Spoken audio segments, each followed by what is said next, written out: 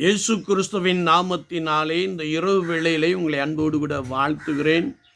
வேதத்தின் வெளிச்சம் என்ற வார்த்தையின் அடிப்படையிலே நாம் பரிசுத்த ஆவியானவர் நம்மை நிரப்புகின்ற போது என்ற வசனத்தின் அடிப்படையிலே நாம் கர்த்தருடைய வார்த்தையை தியானித்து கொண்டிருக்கிறோம்.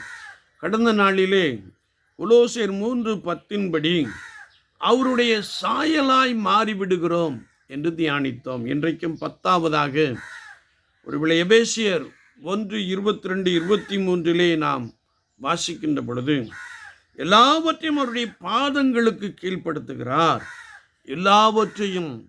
எல்லாவற்றாலும் நிரப்புகிறவருடைய நிறைவாகிய சரீரமான சபைக்கு அவரை எல்லாவற்றுக்கும் மேலாக தலையாக தந்தறினார் என்று வேதத்திலே நாம் வாசிக்க முடியும்.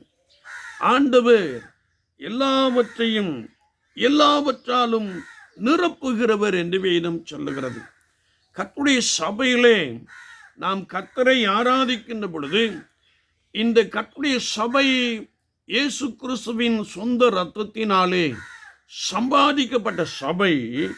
இந்த சபைக்கு ஆண்டவராகிய இயேசு கிறிஸ்து தலைவராயிருக்கிறார் என்று கர்த்தருடைய வசனத்திலே நாம் தெளிவாய் வாசிக்கிறோம். அப்படி என்றால் அவருடைய சாயலாய் மாறுகின்ற நாம் கர்த்தருடைய சபையிலே அவருக்கேற்ற ஒரு ஆராதனையை நாம் செய்ய வேண்டும் என்பதை குறித்து பரிசுத்த வார்த்தை நமக்கு ஆழமாய் கற்றுக் கொடுக்கிறது. வேதத்தை நாம் வாசிக்கின்ற பொழுது நான் ஆவியோடும் பாடுவேன், கருத்தோடும் பாடுவேன். இன்னும் கர்த்தருடைய வார்த்தை சொல்லுகிறது, நாம் ஆவியினாலே அவருக்கு ஆராதனை செய்ய வேண்டும் என்பதை குறித்து பரிசுத்த வாக்கியங்களிலே நாம் தெளிவாய் வாசிக்க முடியும். அப்படி என்றால் கர்த்தருடைய சபையிலே கர்த்தருடைய ஆவியானவர் தலைவராக இருக்கிறார். அவரை ஆராதிக்கின்ற நான் ஆவியோடும் உண்மையோடும் அவரை ஆராதிக்க வேண்டும்.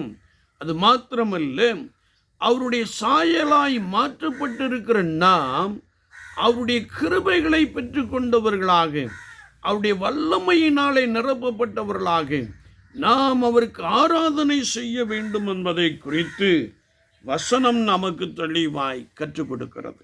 இன்றைய நாட்களின் காட்சியை நாம் பார்க்கின்ற பொழுது சபைக்கு ஆண்டவராகிய இயேசு கிறிஸ்து தலைவராய் இருக்கிறார் என்பதை மறந்து ஒருவேளை சுய விருப்பத்தை நிறைவேற்றுகிற அநேகரை நாம் பார்க்க முடிகிறது. ஆனால் கர்த்தருடைய வார்த்தை சொல்லுகிறது, இயேசு கிறிஸ்துவின் இரத்தத்தினாலே சம்பாதிக்கப்பட்ட சபைக்கு அவரே தலையாக இருக்கிறார், அவரே ஆண்டவராக இருக்கிறார், அவரே ஆராதனைக்குரிய தலைவராக இருக்கிறார் என்பதை நாம் நினைவு கூற வேண்டும். எனவே கர்த்தருடைய வார்த்தை நாம் வாசிக்கின்ற பொழுது பயத்துடனே நடுக்கத்துடனே கர்த்தரை சேவியுங்கள் என்ற வார்த்தையின் அடிப்படையிலே நான் கர்த்தருக்கு ஆராதனை செய்ய வேண்டும் என்பதை குறித்து வசனம் நமக்கு தெளிவாய் கற்றுக் கொடுக்கிறது. எல்லாவற்றையும் அவருடைய பாதங்களுக்கு கீழ்ப்படுத்தினார் என்ற வார்த்தை நம்முடைய சுய விருப்பத்தை நான் வெளியே கொண்டு வராமல் அவருடைய சுத்தம், அவருடைய விருப்பத்தின்படி நடக்கிற அந்த கிருபைகளை பெற்ற ஜனமாய் நான் கர்த்தருக்கென்று பலமாய் காணப்படுகின்ற பொழுது மெய்யாகவே ஆராதனையின் வேளையிலே ஆவியானவர் நமக்குள்ளே வெளிப்படுகிறவராக காணப்படுகிறார். ஆராதனையின் வேளையிலே ஆவியானவர் அற்புதங்களை செய்கிறவராக காணப்படுகிறார். ஆராதனையின் வேளையிலே ஆவியானவர் நம்மை பலப்படுத்துகிறவராக காணப்படுகிறார். எனவே கர்த்தருடைய வார்த்தை சொல்லுகிறது, தள்ளாடுகிற உங்கள் முழங்கால்களை பலப்படுத்துங்கள் என்று கர்த்தருடைய வார்த்தையிலே நாம் வாசிக்க முடியும்.